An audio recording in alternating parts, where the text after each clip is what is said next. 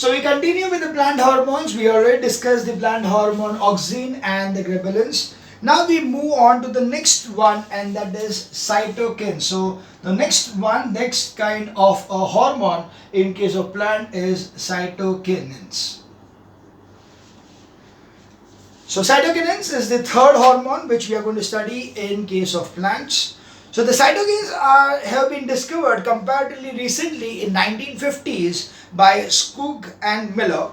Cytokines are specific effects on cell division. So basically cytokines, नाम भी ध्यान में रखो, cyto means cytoplasm, so cytoplasm के related one. So that's why cytokines are the one which are related to the cell division. So effect on cell division is going to be produced by cytokines. Cytokines are widely distributed in plants. They are produced in root tips and are transported through xylem cells. Comparatively, large amount of cytokines are found in germinating seeds, developing fruits, embryos, etc. In seeds, they cause expansion of cotyledons. So these are the ones which are found in the root apex. So they are the one which are in the root tips. They are found in the root tips, and then they are going to be distributed along with the water through the xylem. So it is produced at the bottom and taking upwards towards the xylem, and they are the one which are mainly are going to be amounting to the growth of the plants, or we can say the germinating of the seeds, developing of the fruits, embryos, etc. So these are the main thing, that is development of the fruits, embryo, and also for germinating of seeds.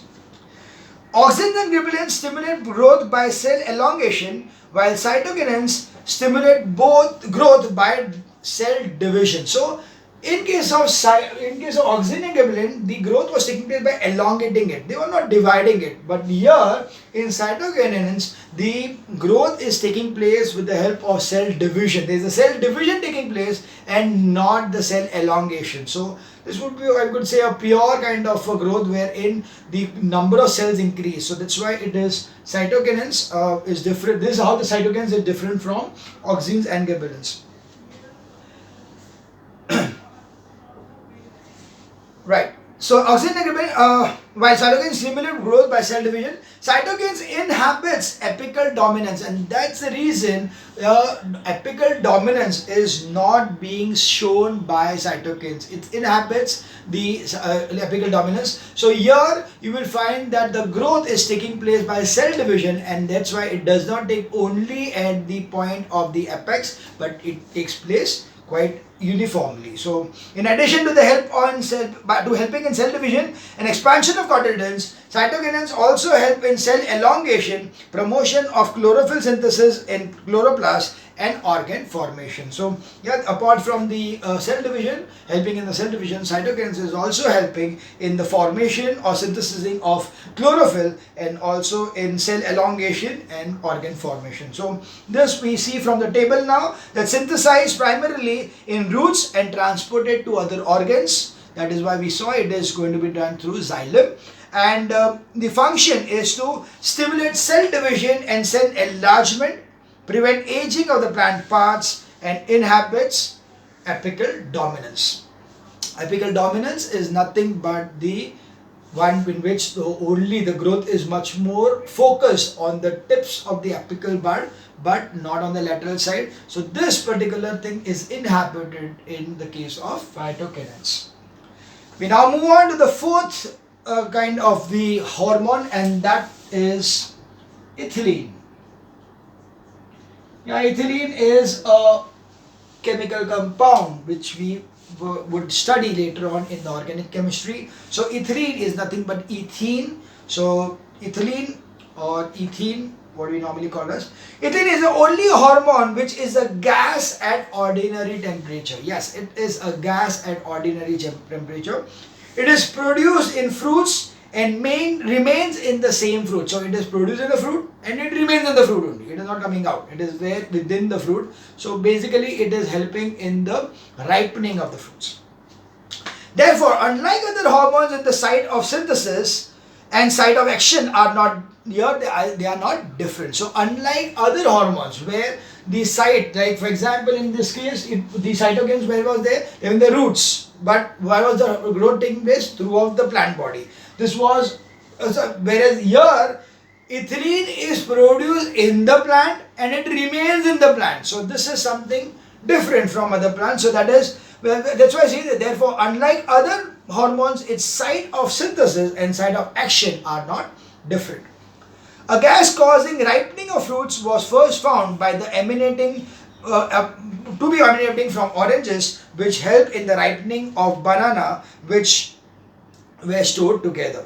The gas was then found to be ethylene by R. Gunay. So you can see that when banana and orange were kept together, the orange produced ethylene for itself, and in turn it also ripened the banana which was next to it. So this proved, or this came to, that by this particular research they came to know that the fruits produce the enzymes, or that is nothing but the hormones, that's ethylene, which is helping in the ripening of the fruits. So this gas was then determined to be as ethylene, found to be as ethylene by R. Gunay. Ethylene is produced in higher plants and fungi. All living cells are capable of producing ethylene, but more ethylene is produced in meristematic tissues. Ethylene causes two processes in plants: reduction in stem elongation and an acceleration of senescence.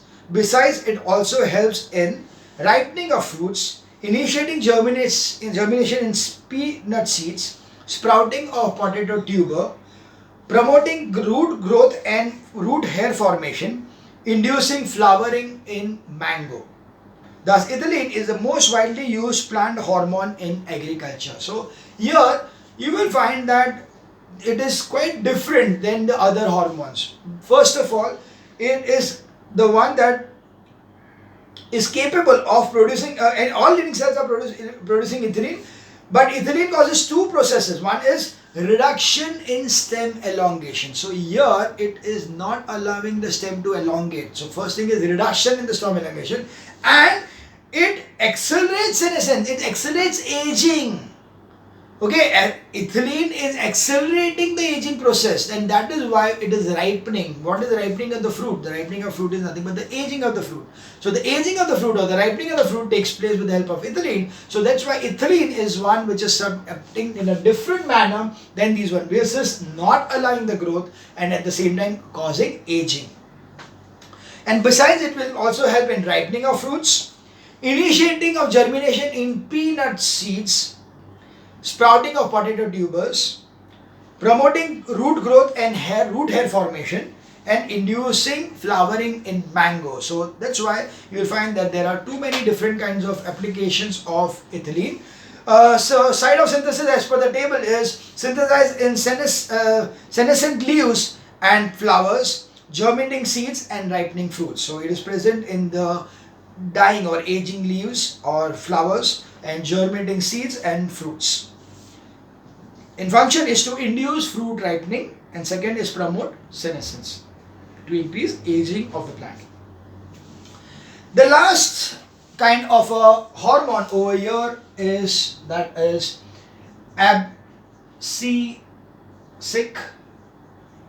acid, called as ABA. Okay, it's abscisic, it's single S. Abscisic acid or ABA is the last hormone in case of what we are studying in plants. Abscisic acid is a growth retarding hormone. So it is the one which retards the growth. It reduces the growth, that is. So opposite to all these, they are of course not this one, but this one is retarding the growth or reducing the growth. So that is a growth retarding hormone. It is found in angiosperm, gymnosperm, pteridophytes and some mosses. It is found in the chloroplast of leaves. Fruits and seeds contain the highest amount of ABA. So it is found in the angiosperms, gymnosperms. These are the types of plants, we know that. Pteridophytes and mosses. and it is found in the chloroplast of the leaves. So yes, it is used in the chloroplast where chlorophyll is present, and also found in its highest amount of ABA is found in the fruits and the seeds. Like other plant hormones, it also has wide-ranging effect of plant growth and development. It acts as a general plant growth inhibitor and an inhibitor of plant metabolism. So it is in general an inhibitor of plant growth and plant metabolism. So plant metabolism and plant growth is going to be inhibited or stopped or reduced with the help of ABA. ABA inhibits seed germination. It accelerates senescence, aging, and abscissing falling of leaves and other plant organs. So it is increasing the aging but doesn't allow the growth to take place.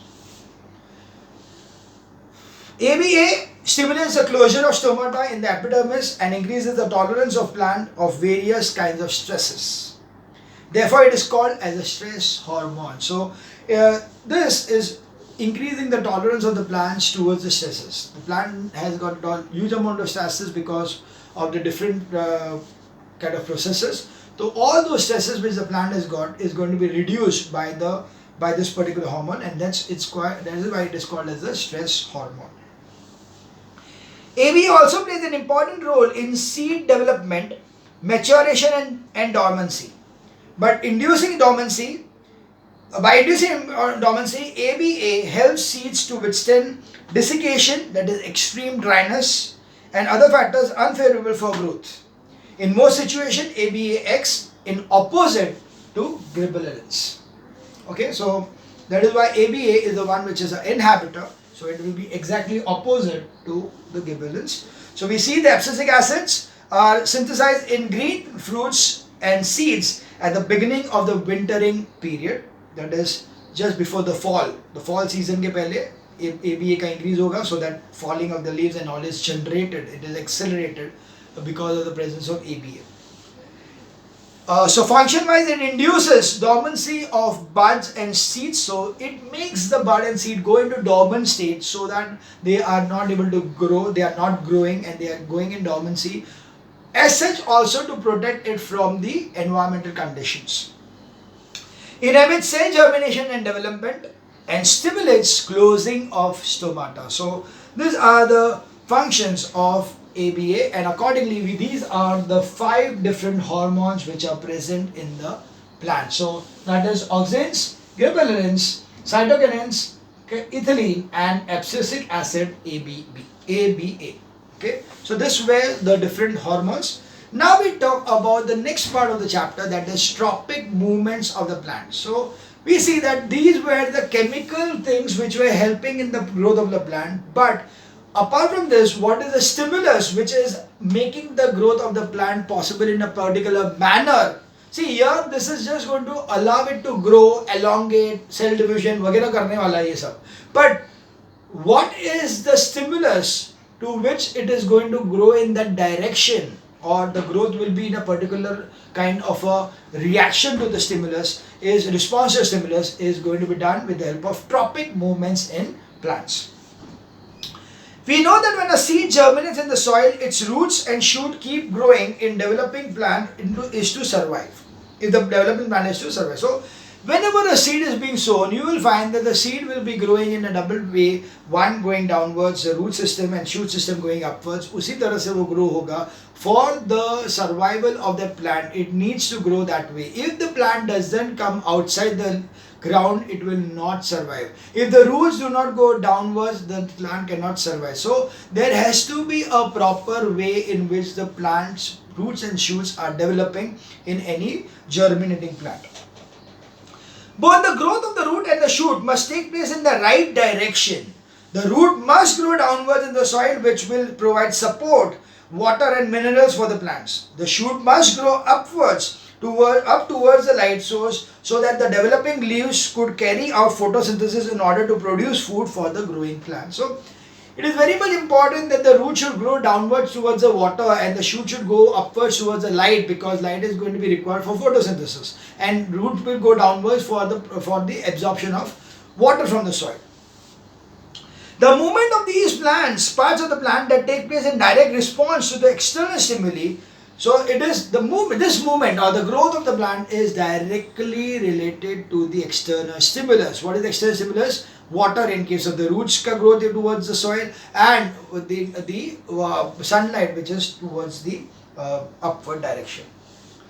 The movement of these parts of the plant take place in direct response to the external stimuli. The direction of the response is related to the direction from which the stimulus comes. Such a response is known as tropism. Okay, so tropism is the we can say that the direction of the response. So the response is called as the tropism. The response to the stimulus is called as tropism. The term tropic comes from a Greek word tropo, which means turn, and growth movements occurring in response to unidirectional external stimuli in the plant is called as tropic movements. So when any particular growth is taking place or turning of the plant, that's why we tropism, tropo means turn. So turning, so that is a bending movement. Yeah, going to be movement of the plant which is taking place is because of that particular kind of movement of the plant is called as tropic movements.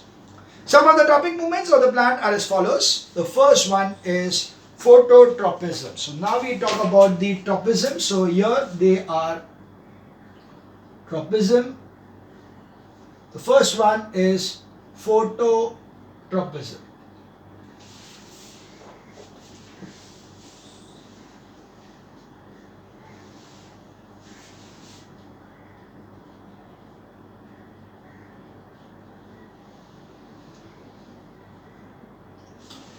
So first one is phototropism. Photo, light. Yes, so when the growth of the plant takes place in the direction of the light, it is called as phototropism. So phototropism is the growth of the plant in direction of the light wave. So phototropism means movement towards light. The plant grown in the light, illuminating them from all the directions, grow more or less upwards. So when a plant is going to be having the illumination from all over the side, will normally grow upwards.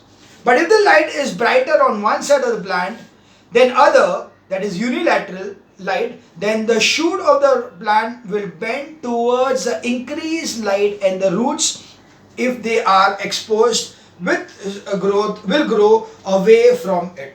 Thus the roots are called positively phototropic and the roots are negatively phototropic. So we see that if the plant is placed in such a way that the light is there surrounding it properly, then the growth of the plant will be such that the shoot is going upwards and the root is going downwards.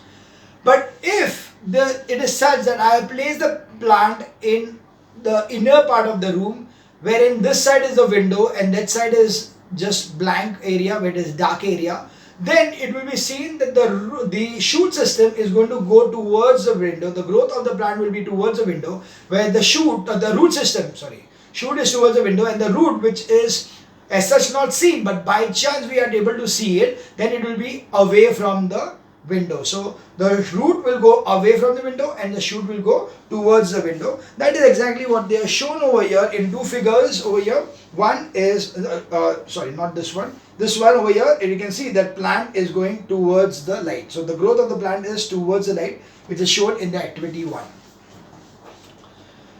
So we see that any tropism, when something is going towards the stimulus, it's called as positive tropism, and when it is going away from the stimulus, it is called as negative tropism. Accordingly, we see that the growth of the shoot towards the light is called as positive tropism, positive phototropic nature, whereas the roots are going away from the light, which is called as a negative phototropic nature. This response has a clear survival value for the plant. It helps to ensure that the shoot receives as much light as possible, allowing the maximum amount of photosynthesis to take place. See, main intention of the plant to grow towards the light is because it needs to do photosynthesis. So because it is going to do photosynthesis, that's why it will be trying its level best to be towards the light so that it can do maximum amount of photosynthesis. So that is a way by which the plant is able to survive properly in nature.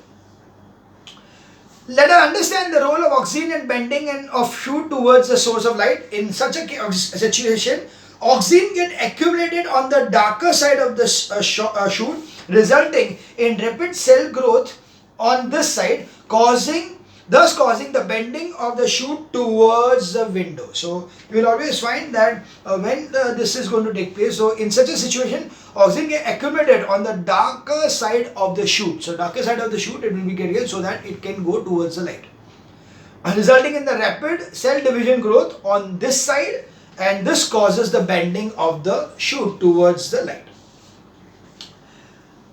There is an activity over here. Take a healthy potted plant, keep the plant inside the dark room for a side of the open window. After a few days, you will notice that the plant bends towards the open window, that is towards the light. Hence, here the plant is showing a positive response to growth, to light. This is called as positive tropism. You can think of an advantage which the plant gets for bending towards the light. So, of course, that is photosynthesis. We next move on to the next kind of tropism, that is geotropism.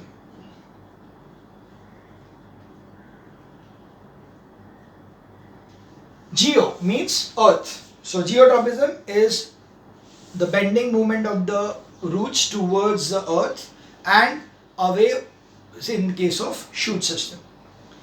The term geotropism means growing towards the earth's gravity. It is called as gravitotropism, gravitropism. Organs which grow towards the gravity are positively geotropic, that is the root tips, and those that grow away from the gravity are negative geotropic, that is the shoot tips. The response of plant to gravity can be observed in the laboratory when seedlings are placed in the pot filled with moist soil. The figure given above demonstrates geotropic response in a plant. The shoots show negative geotropic and roots show positive geotropic. Again, this is good for the growth of the seedlings. The roots need to grow down in the soil and the shoot needs to grow up towards the sunlight. So they have given over here 3 different kinds of experiments to show geotropism. These experiments are important. Now first thing is we see this one. In this one we see that the plant is just kept straight. So it is just going to steer straight. This is going to be before it is just like this, it is going to go straight. So roots going down, shoot going up. But suppose somebody tilted this pot like this, वो गिर गया, pot गिर गया नीचे. तो जैसे ही pot गिर जाएगा तो उसके बाद growth is not going to take this way and this way, but it is going to be because the plant grows this way, so it is going to grow upwards towards the sunlight, and the roots are going to go downwards. So you can see that the roots are bending towards the ground, that is positive geotropism, whereas the shoot is bending away from it, that is negative geotropism. In case of the germination of seeds, we very well know the roots are going to go down where the shoot is going to go upwards. That is the example of the germination of seeds, which is the shoot system is negative geotropic and the root system is positive geotropic. Now this is a very important kind of diagram. This is a machine, this is an instrument, this is a device which is used to give the experimentation of geotropism. Now in this case, this is basically called as clinostat. Okay, it's a clinostat, C-L-I-N-O-S-T-A-T. Now clinostat is a simple machine in which there is a motor and it has got a stem, and then there is a plant which can be fixed over there. So then what they do is that they allow this clinostat to rotate, and the rotation is very small. So the rotation is a very slow movement of the rotation is going to be there. So normally if the clinostat is not rotating, what will happen? The plant, what you see, so if this is the clinostat, this is the rotor of the clinostat, the connected over here is the pot like this. Now initially the plot is going to grow like this, so the leaves are already here like this. And if this particular clinostat is not rotating, if this rotation is not taking place, then this shoot system is going to grow in this direction. So this will be the growth. The root will be here, but we don't see that thing. So instead of moving straight, it is going to go in this direction if the clinostat is not rotated. But if this clinostat is made to rotate, so अगर बहुत mildly, अगर fast rotation नहीं होता, mild अगर rotation किया, तो what will happen? The shoot system will always get a equal, all the sides of the root will get the same amount of light because it is completely rotating. So it is like this, that अगर समझे ये part है, like if I see this particular part over here, so अगर ये rotate हो रहा है, तो rotate होगा तो क्या है, ये part ये डायरेक्शन में जा रहा है, यहाँ पे भी जा रहा है, यहाँ पे भी जा रहा है, सभी चारों के चारों डायरेक्शन में जा रहा है. Because it is going in all the direction, that's why we will not get a particular point where the light availability is more. Hence, it will not be bending moment, and you will see that this shoot is going to grow in this direction only. So the growth will remain straight if it is made to rotate. So this shows us about geotropism. So we'll just read this one. Geotropism can be demonstrated in the laboratory with the help of an instrument called clinostat. It can allow a potted plant to rotate at a slow speed. Two such instruments are taken which are fixed with potted plants horizontally. One is rotated and the other is not. After some time, you will notice that the shoot of the stationary clinostat shows negative tropism and roots show positive tropism. The other potted plant does not show any bending. This is due to the fact that all the parts are equally exposed to the gravitational force during rotation, because each and every part is equally getting the gravitational force, and that's why it is geotropism. Sorry, I told about light, but it is not related to light. It is geotropism, that is related to the gravity. So here, when it is turning, though ये part को gravity continuously सब जगह से मिल रहा है, that is why it is geotropism. Hence, this is clinostat experiment which is shown over here. So that's about the second part, that is geotropism. We next move on to thigmotropism. So one sec.